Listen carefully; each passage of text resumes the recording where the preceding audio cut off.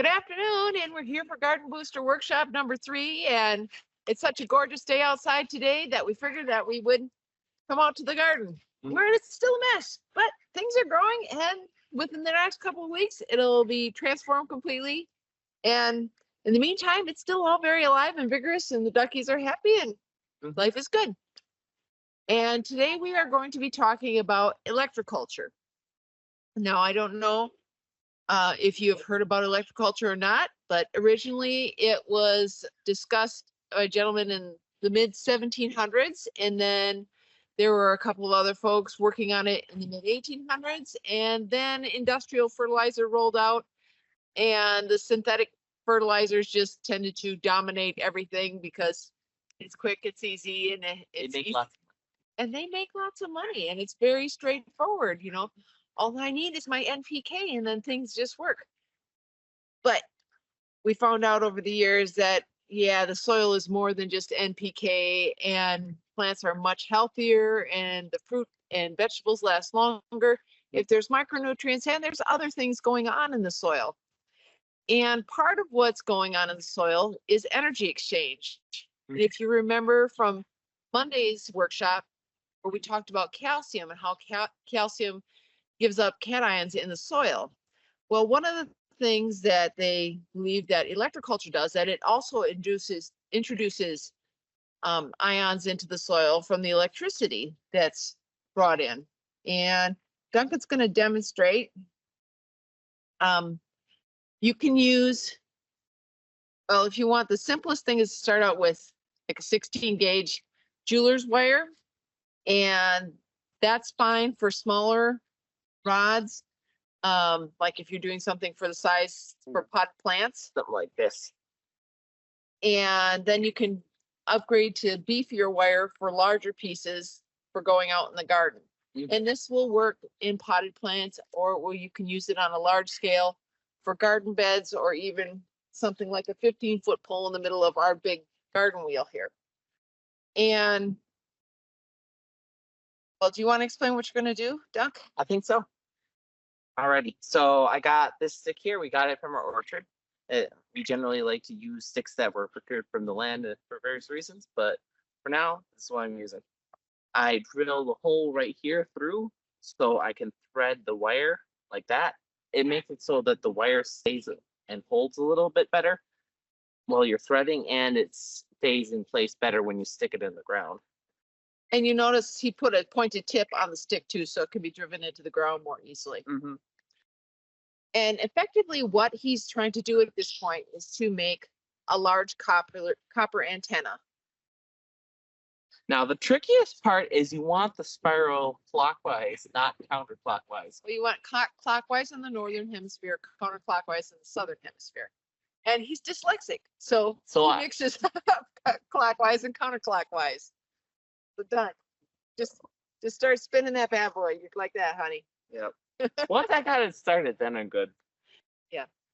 And the theory is that the electroculture antennas are actually gathering electricity from the ether, from the atmosphere, effectively, because we are surrounded with a low level of charged particles at all times. That's just the natural part of the atmosphere that we live in. You maybe remember some teachings from grade school, even in elementary school, where they talked about the magnetosphere, how the earth gets bathed by the electricity from the sun, and we have our magnetosphere that acts as a shield around the earth and kind of protects us from some of the nastier cosmic radiation.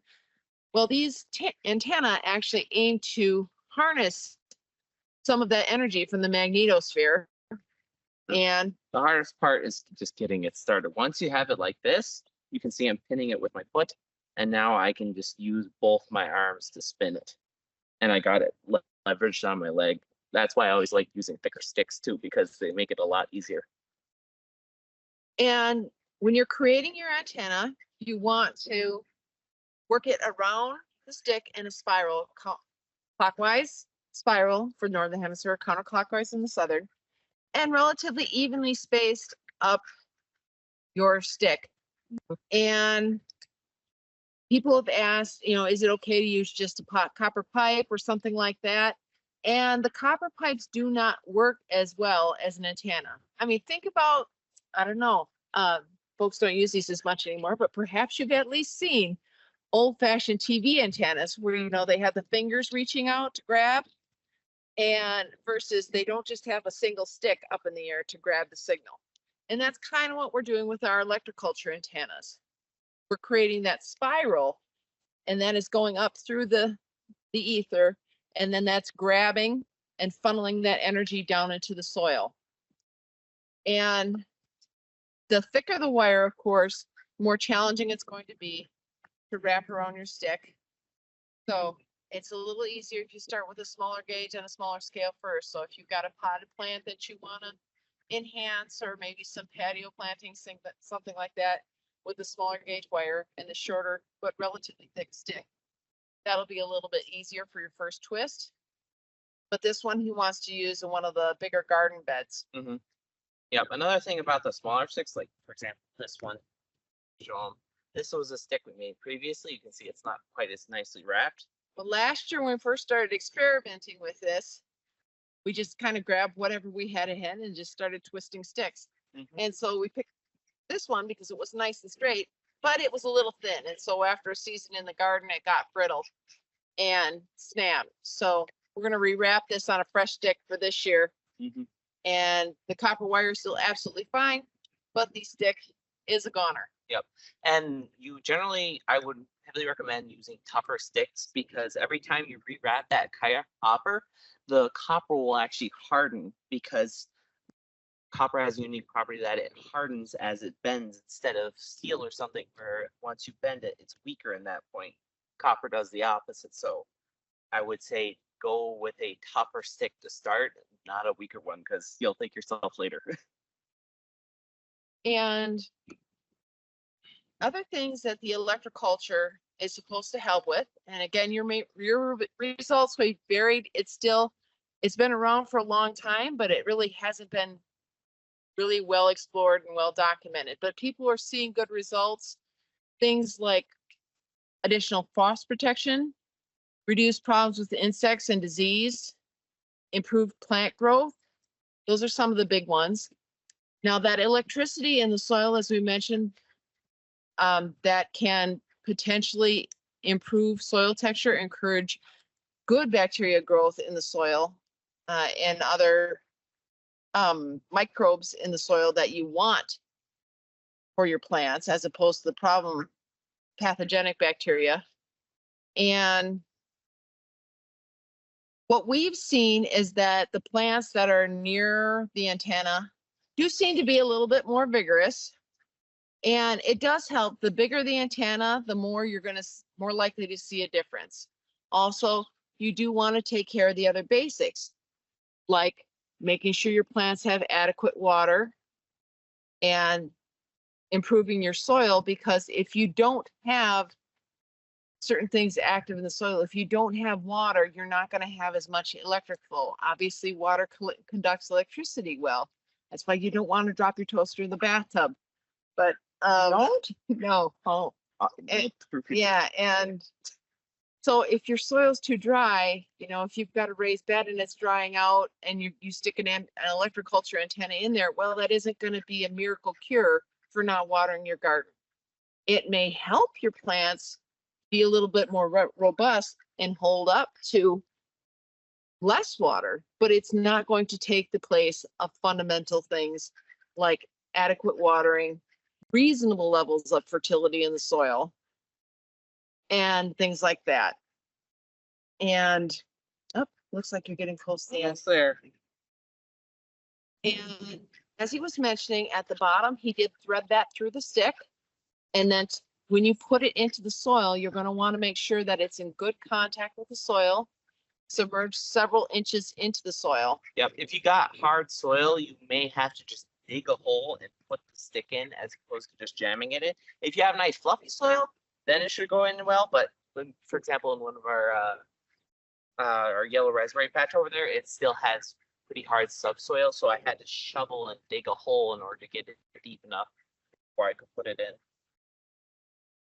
So you might have to do that. And Then at the top, there are different things that people do for the antenna. The simplest thing is just to bring that wire up to a point and then cut it off. But people have done things like they'll add a quartz crystal at the end and then wrap that in the wire because quartz also transmits electricity. And so they're just trying to bump up. If you have two flat pieces of quartz, rub them against each other in the dark, and you'll see them light up. It's beautiful. Yeah, they will actually put off sparks from rocks. It is rather funky. And ta-da! There we have it, a simple electroculture antenna. And I don't know, did you have a spot for this one in mind? Did you want to go into the garden or did you want to go into the orchard with this one? I'm not sure. All right. I haven't figured that much out yet. Anyway, there are a lot of different ways to do this. This is the most simple thing, just a simple spiral on a nice sturdy branch. But people have actually used batteries or solar power and then hooked it up for different energy that way. There's different configurations where they make more elaborate antennas, very similar to an old-fashioned TV antenna. And then they set those up in a grid pattern over the gardens. And other things where they're running wires above and below the soil and then building a grid that way. There are a lot of different ways this can be implemented, and we'll actually be talking about this in more detail in the membership Bona Cresco. So if you have any questions, go ahead and ask or leave a comment below when this is posted on YouTube. And there are so many different things that are simple, easy to do. You can reuse these year after year in the garden. And there's the initial investment for the copper, but obviously you can usually find your sticks for free. And even if you find some old power cable, it's kind of a pain, but you can strip the copper out of it if no one's using it. Do not acquire power cables without permission. But yes, we have recycled old ones from scrap computer parts and things and use the recycled copper out of that. That is totally legit. Just strip off the plastic coating and you can use old recycled copper wire. Not a problem. And that is it for today. Like I said, if you have any questions, let me know. And my Did you husband put them in pots? Yes, I did mention pots earlier, my love. So how do you do, is there anything special you have to do? Oh, if you're using it in pots, obviously you want something that fits in the pots. And it is better to stay a little bit smaller in a pot because we noticed that when we tried putting even small antenna too close to young seedlings, it actually burned the leaves that were close. It's weird because it kind of looked like the plant went like a little greener and got a little higher, but then it's like it just went too much. Then it went, and then it don't like touch me. The leaves closest to it started going a little brown. Yes. And it's like, oh, yeah, too much. So you can tell, watch the plant, pay attention to your plants. Once the plants are established, we have not run into that problem, but with little baby seedlings, you don't want the antennas too close. Generally, when you're in the garden, you can pretty much just go big. Yep. But when you're in plant pots, don't overdo it. Yeah, and I think that's because in the garden, of course, there's just more energy or area to redistribute any energy that's collected. Yep, and I'll just mention quick that in order to put that hole in, all I did is to take a drill and pop a hole at an angle. And if you are worried about it, I just get a vice grip or have someone else hold it for you. But that's pretty much it. Just pop a drill, pop a hole through there. But yeah. So thank you so much for watching. And yeah, I'd love to see you in the membership. And we're going to be having an electroculture challenge starting later this month. And talk to you again soon. Bye.